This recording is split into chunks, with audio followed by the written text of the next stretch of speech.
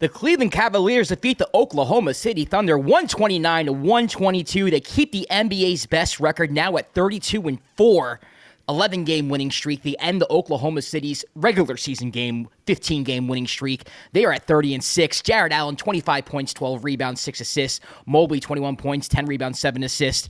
SGA, 31 points, 5 rebounds, 4 assists. Jalen Williams had 25. Hartenstein almost had a triple-double. Kwab, to me, the story of this game, it's like 1A and 1B, but 1A to me is Jared Allen, yes, and 1B is Jared Allen and Evan Mobley. Because to me, like, the bigs have something to do with it, but Jared Allen to me was the best player in this game. Like, the best player in a game with Donovan Mitchell and a game with SGA, Jared Allen was the best player in the game. I know that hurts your soul because you are a Nets fan. Watching this team play. Yeah, I had to bring my pain up. Yeah, cool. Kenny Atkinson on the sideline. This must be hurting your soul. But what a game, man. This is a great game to watch. I don't think anyone really played bad. I know Donovan didn't have a good shooting day, but I thought he played a good floor game. SGA, I thought, had an awful first quarter, but outside of that, he was phenomenal. So he made up for it for the rest of the game. But everybody came to play. The Thunder were throwing different looks at the Cavs. They were trapping them. At half court, they went zone. The Cavs countered, doing the same thing back in the second half. They went zone in the fourth quarter to put two people on the perimeter against SGA, so he wasn't comfortable going one-on-one. Just a chess match. Two teams that were clearly the best two teams all season, but the Cavs come away with the victory. Kwab, your initial thoughts. What did you think of the Cavs today? I agree with you. Jared Allen looked like the best player the whole game, and that a lot of that had to do with the way OKC was playing defense on the Cavs. To start the first quarter, they were trapping a lot, or even switching when the Cavs would go pick and roll, and that allowed Jared Allen to roll with short rolls in the first quarter. He had a couple of short rolls for passes, and then that second quarter was really when the Cavs bigs kind of just showed out. Like, Jared Allen just was very aggressive, getting to the rim, a lot of dunks, a lot of plays, and then Evan Mobley also had a lot of highlight moments also. And that, to me, like you said, Jared Allen was the difference this game, but the subtle difference was what we always talk about with OKC's their lack of height. When I say Hartenstein is not in the game, like, you just saw, and the Cavs are just a big team compared to a lot of other teams, but you just saw the difference in how they attacked inside compared to I've seen a lot of teams try to do that with OKC and failed. Yeah, I mean, in the short roll, you mentioned it. I mean, Jared Allen and Evan Mobley were phenomenal. I like how the Cavs make an effort to look for Allen, too, at the rim. Yes. They do not shy away from giving the bigs the basketball, and I really appreciate that about them. I mean, there are a lot of teams that just do not feed the ball to big men. I mean, Mobley's a skilled guy. Like, Mobley, he can dribble a little bit, for his size, and he can create his own shot. Allen cannot necessarily, and with those type of players, I'm a Knicks fan. We don't pass the freaking ball to Mitchell Robinson when he's healthy. Granted, he's not as that skill, but you get what I'm saying. Like Jericho Sims, same thing. He doesn't touch the ball unless it's an alley-oop. But Kenny Atkinson has made it so that Jared Allen and Evan Mobley are making plays, not just for each other, but for other players as well. I mean, there were times when on the short roll, what was open was the corner three. Yep. Max Strus was phenomenal today. Phenomenal off the bench. Phenomenal off the bench. I mean, having him back is huge. So just overall, I mean, we talk about a Thunder defense that is pressuring and it's hard to create. And in the first quarter especially, the Cavs got into trouble when they try to go one-on-one. When it's like, all right, I'm gonna stop, ISO. Let me try to beat my man off the dribble. It didn't work. But when they set the pick and roll up top, even when it was at half court when OKC was pressuring, they were able to get things on the short roll. They were able to get things downhill. Garland was able to get downhill. And to me, when the Cavs are moving the ball like that, they're the best. I mean, statistically, they are the best offense in the league. Yes. So for me to say when they do this, it's obvious. Yes, they are the best. They're the best offensive basketball team in the league like that. So overall, just a great game. The Thunder, I thought, played well too. I thought SGA had a horrible first quarter. I thought he was selfish. I thought he was taking bad shots. And despite that, the team was moving the ball without him when the ball was in his hands, and they were able to tread water there. But overall, I thought he had a really good game. I thought everybody had a good game. It was just an overall fun game to watch. I agree. It was a very fun game to watch. I think that SGA he usually isn't as aggressive in the first quarters, but he was very aggressive in that first quarter, I guess, when he had Dean Wade guarding him. And Dean Wade did a good job defensively on him in that first quarter. on the OKC side, we always talk about how good they are defensively, and going against the Cavs, who are known as not known, they are the best first quarter team in the league.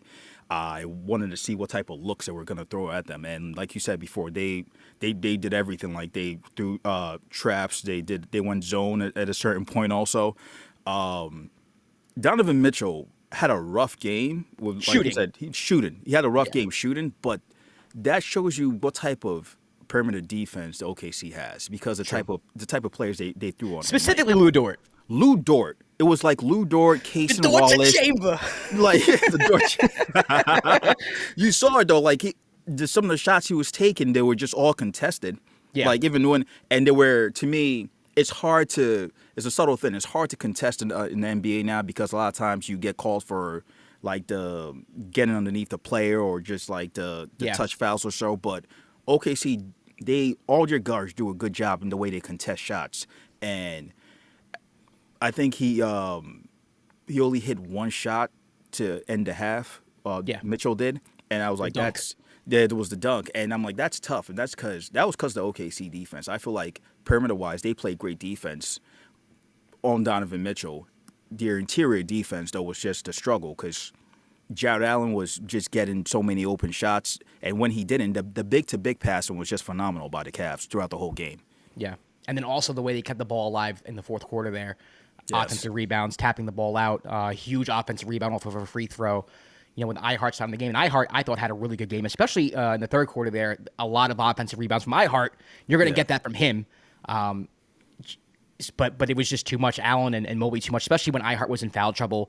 SGA was in foul trouble as well. Yes, yeah. But they were able to overcome that. And to me, the Cavs, outside of like some stints like in the first quarter, they got so many good shots, man, against a defense that, again, this is one of the best defenses statistically that we've ever seen. Yeah, the best defense in the league right now. Yeah, they were able to get good. Like, it wasn't like OKC was hitting tough shots today. SGA hit about like 4 or 5 shots. So I'm just like, there's only a handful of people that hit that shot. But the Cavs, it wasn't necessarily that. It was short roll, alley-oop, driving kick. Like, Donovan had a couple at the end there that were like, okay, this is something that Donovan Mitchell can only do. But aside from that, I mean, the Cavs were just making solid decisions with the basketball. And Ty Jerome, baby, Ty Jerome, was hitting floaters in the lane. Ty Jerome, in the fourth quarter. Jerome. First team dime, I fucks with you. Ty Jerome. Man, they came off the bench, made a huge impact in that fourth. You saw like a lot, and just not offensively, defensively too. Just get his hands on a couple of steals here and there. Like he played great for them. Like you said, the Cavs were moving the ball, getting open shots. I mean, OKC had I will say the first half, they had a bunch of stretches where there were a lot of driving kicks, where they were getting open shots.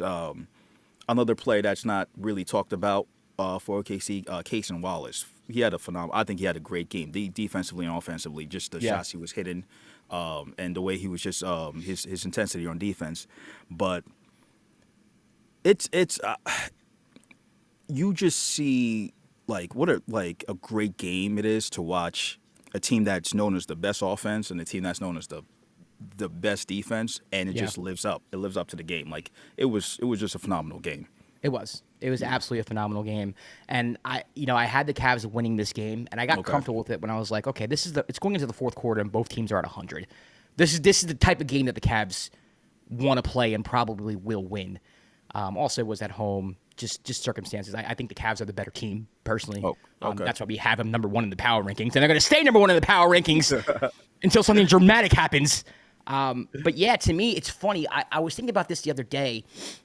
The Cavs kind of remind me of the 2016 Warriors, not in the sense like they have a Steph Curry. Like, that's not what I'm saying. Just take away like the whole star power of Steph Curry. But this is a team that's been together for a little bit. They had playoff runs together, kind of fell short, have a new coach that implements something different that kind of changes their team on the dime. And they start winning games at an insane pace, and they're the best team in the league. And it took a while for people to take the Warriors seriously. Like, it's kind of taken a while for people to take the Cavs seriously as a championship contender. I think a lot of people are saying it because they feel they have to say it because they have the best record in the league. But I don't think people actually believe it. You know, it took me. They beat the Knicks. I know when they beat the Knicks. You can go back and watch that reaction. I was like, yeah, I'll take the Knicks in 7 still. And I was like, no. It took me like 2 weeks after that where they just kept winning games. I was like, oh. Get Yeah, real. this is different. Like, oh, they got something over there. But I do think it's a lot like the Warriors team, where it's just like they've been together for a while. They have a new coach who implemented something different to unlock a player, Mobley, like in their system to bring them to another level to make them kind of unstoppable. Both teams are good defensively. I think there are a lot of parallels outside of the fact that Steph Curry became one of the greatest basketball players ever to live and the best shooter ever. Outside of that specific point, I think there are a lot of parallels with this team. Not the 2016, was it 2016 is when the Cavs won. 2014 Warriors or whatever it was. 2014, yeah. The 2014 Warriors, excuse me.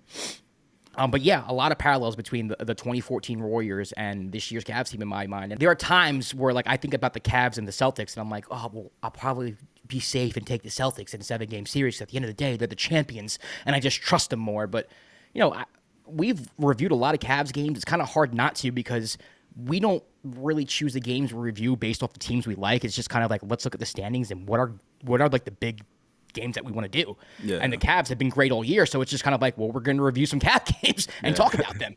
And every time I watch them, I just come away more and more impressed. They're the best team in the league, and to me, they should be the championship favorites. Yeah. To your point about the comparison with the old Warriors team, that team also was very deep off the bench. Like they had coming off the bench like Iguodala, Sean Livingston, just players you can count on to make an impact. And this Cavs team, like we've talked about it all year, like they have impact players off the bench, and those players make a difference. Yeah, we saw it tonight with Ty Jerome, even Karis LeVert had some moments like this. It's just important to have good bench minutes. I'm just saying that because you have a Knicks hat on. I want to repeat that. It's important to have good bench minutes and good bench play. It makes a difference. I was thinking before, like, because the Thunder will play the Knicks again on Friday, and that's gonna be a game that I want to do with you. And I was like, that review has to go 40 minutes in on Earth Tibbs.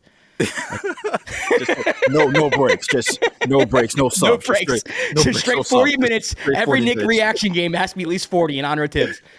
Oh man, but to the Thunder side, like you said, you felt the Cavs were the better team going into the game. You like you said, we've had them number one. As the game was progressing, I was like, man, the Thunder are not down enough. I don't know if they're going to win this game. They didn't go down 15. They didn't go down 15. This is not their comfort zone. This is not where they. This is not how they react, baby. Like they need to be like, come on, I need the Cavs to push it like 15 or something, like push it to 10, double figures, so that the Thunder can turn it around. But the shot making, I know you were saying that Shai was taking some tough shots, but man, like. He's such an elite 3-level scorer. Like some of the shots he hits, like you're just, ridiculous. Like that's your reaction. Exactly what you just did right there is what I feel like defenders end up doing. Just shrug your shoulders, like okay. Like what can you do? There's nothing. And Jalen too. When Jalen gets hot, it's the same thing. Oh my goodness, yeah. Like it's what are you gonna do? You know what you're gonna do? Like and with the way Isaiah was playing, just facilitating the ball, like with the handoffs and the back cuts, you're scary good. Like they're scary good. And and again, like no Caruso, no Chet, so they're gonna get better. Yeah, you know. Yeah. So I'm anxious to see what that looks like when they get back Caruso and Ihart. But I thought they played well today. Like there's no shame in the way they played. Yeah, winnable game. Winnable game. It was a great game between two of the two best teams in the league right now who played good.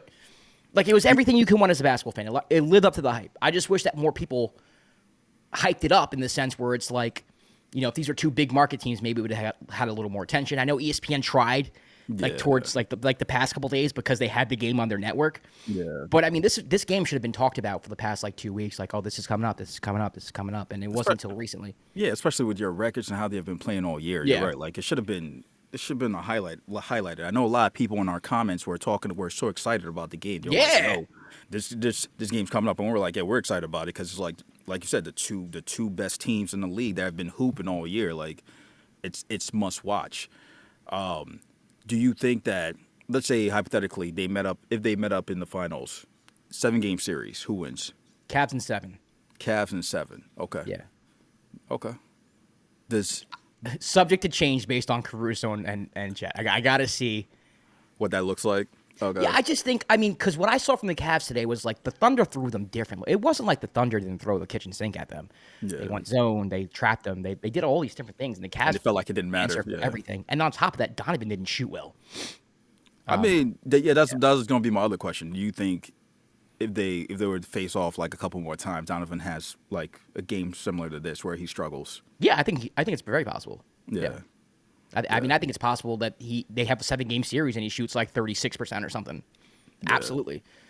I mean, you could sell me on the Thunder beating them too. It's not like I think the Cavs are like astronomically better than them, but I just think they're the better team right now. That's all. Gotcha. Yeah, I agree with that. Yeah, man, great game, man. I love when we pick a game that lives up to the hype. Like when, and it just goes the whole mile. It was a great game. But shout out Cavs Nation. Shout out OKC Nation, man. You guys have two really good teams, two really fun teams that are playing really well throughout the course of the season. Yeah, we can't wait to do it again because they play each other soon. And Thunder fans, we're going to be reviewing the Thunder-Knicks game on Friday, so be on the lookout for that. We'll probably be doing a power rankings pretty soon and also a full episode, so be on the lookout for that. Please subscribe if you haven't. Until then, we'll see you next time for another episode or recap of The Dime. Peace.